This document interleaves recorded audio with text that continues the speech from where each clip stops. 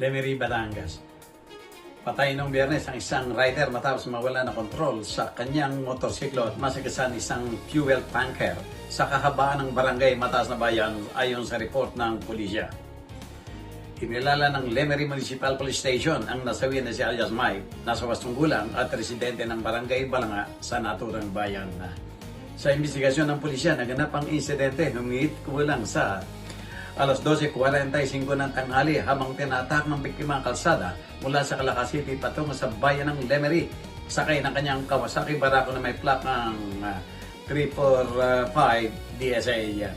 Pagdating sa lugar ng insidente, sinubukan umano ng biktima na iwasan ang sasakyang nasa kanyang harapan, ngunit nawalan nito ng kontrol at nadula sa kalsada at aksidenteng masagasaan ng kaliwang likurang gulong ng isang puting tractor head na may plakang DBA 6307 na may trailer fuel tanker at minamaneho ng isang 44 anyos na kinilalang si alias Reynante.